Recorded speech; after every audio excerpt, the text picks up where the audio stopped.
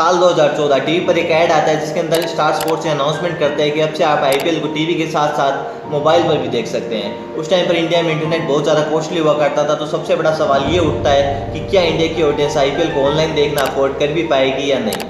फिर भी star sports ने starsports.com लॉन्च किया और उस साल जबकि इंडिया की आधी पॉपुलेशन के पास इंटरनेट एक्सेस नहीं था, फिर भी 27 मिलियन लोग यानी 2 करोड़ 70 लाख लोगों ने आईपीएल को उस वेबसाइट पर देखा था। और इसी सक्सेस को देखते हुए 2015 में स्टार स्पोर्ट्स ने हॉटस्टार को लॉन्च किया। अब लोगों को अगर मोबाइल पर आईपीएल मैच देखना है तो उनके पास एक ही ऑप्शन बचता है और वो था हॉटस्टार। दोस्तों, अगर आप आईपीएल के पुराने फैन हैं तो आपको पता होगा कि पहले जो आईपीएल के राइट्स थे वो सोनी के पास थे, बट सोनी जो है वो केवल 2 लैंग्वेजेस में आईपीएल की कमेंट्री दिखाता था, इंग्लिश और हिंदी में। फिर हॉटस्टार ने एक विशेष टैक्टिक लगाई और पूरी इंडिया को कैप्चर करने के लिए 7 अलग अलग रीजनल लैंग्वेजेस में अपनी कमेंट्री लेकर आते हैं और ये पूरी इंडिया के घर घर की स्क्रीन बन जाता है। अब हॉटस्टार केवल आईपीएल तक सीमित नहीं रहता है, बल्कि वो धीरे धीरे और भी स्पोर्ट्स लीग जैसे English premier league, pro Kabaddi league et cetera अपने प्लेटफॉर्म पर स्ट्रीमिंग करना शुरू करता है और इनकी ऑडियंस के बीच में भी फेमस हो जाता है। अब हॉटस्टार को ESPN और क्रिकबज़ जैसी एक स्पोर्ट्स प्लेटफॉर्म बनकर नहीं रहना था, बल्कि इसको इंडिया का लीडिंग OTT प्लेटफॉर्म बनना था।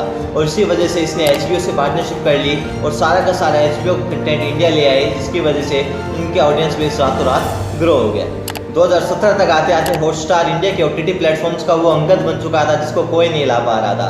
2017 तक हॉटस्टार का अधिकतर कंटेंट जो है वो फ्री था, बट इसके पेइंग कस्टमर केवल 2-3% थे, जबकि अमेजन प्राइम के पेइंग कस्टमर 100% थे।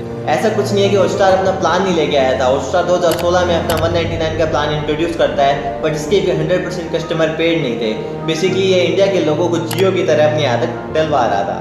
2017 की एक रिपोर्ट के मुताबिक उस टाइम पर नेटफ्लिक्स का जो प्लान था वो 800 रुपये का था, अमेजन प्राइम का 500 रुपये का था, बट हॉटस्टार का ऑलमोस्ट कंटेंट फ्री था और यहीं से डिफरेंस क्रिएट होता है। फिर धीरे धीरे करके इसने अपने प्राइसेस बढ़ाए बिल्कुल इस तरीके से ताकि आम आदमी की जेब पर भारी असर नहीं पड़े। उसके बाद इसने अपने प्लान को जियो के साथ भी बंडल किया, बट इसको नहीं पता था कि आगे जाके जियो इसका बैंड बजाने वाला है।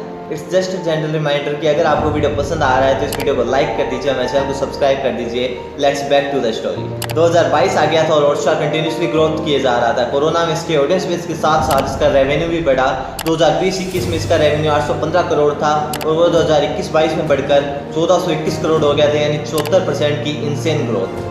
सब कुछ बिल्कुल सही चल रहा था, बट फिर दिन आता 14 जून 2022 का, जिस दिन आईपीएल के स्ट्रीमिंग राइट्स वायाकॉम18 जो रिलायंस की कंपनी है उसने खरीद लिए थे जियो सिनेमा, वायाकॉम18 के अंडर आती है। और उस दिन से ही हॉटस्टार के जो ऑडियंस बेस है वो धीरे धीरे गिरने लग गया। आपको याद होगा 2020 में डिज्नी ने हॉटस्टार के साथ पार्टनरशिप कर उसको डिज्नी प्लस हॉटस्टार बना दिया था और अपने सारे मार्वल शोज और नया नया कंटेंट हॉटस्टार पर दिखाना शुरू कर दिया था। But this is not enough because IPL ने इसको सबसे ज़्यादा पॉपुलर किया था इंडियन ऑडियंस के बीच। आईपीएल के चले जाने से हॉटस्टार के पास अपना थोड़ा बहुत कंटेंट ही बच गया था, क्योंकि आईपीएल इसका डिफरेंशिएटिंग फैक्टर था और कॉम्पिटिशन में बहुत पीछे आ गया था। और इसके फॉल को देखते हुए डिज्नी ने अपनी पार्टनरशिप खत्म करने की बात कर दी है। वो अपने सारे स्टेक को सेल ऑफ करना चाहता है और HBO ने तो 31 मार्च को अपनी सारी पार्टनरशिप एंड कर जियो के साथ पार्टनरशिप कर ली है।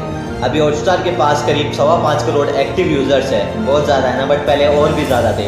आईपीएल के चले जाने के बाद इसका ऑडियंस बेस 25% तक गिर गया है और यही रीज़न है कि अपनी ऑडियंस को वापस पाने के लिए एशिया कप और वर्ल्ड कप फ्री में दिखा रहा है या फिर दिखाना पड़ रहा है। अब जियो सिनेमा पूरी तरह से हॉटस्टार की जगह लेने की कोशिश कर रहा है। उसकी डिज्नी के साथ पार्टनरशिप की बात चल रही है और HBO के साथ तो पार्टनरशिप हो भी चुकी है। तो इसमें आपकी क्या राय है, क्या हॉटस्टार फिर से बाउंस बैक कर पाएगा या जियो सिनेमा उसकी जगह ले लेगा? हमें कमेंट बॉक्स में ज़रूर बताइएगा।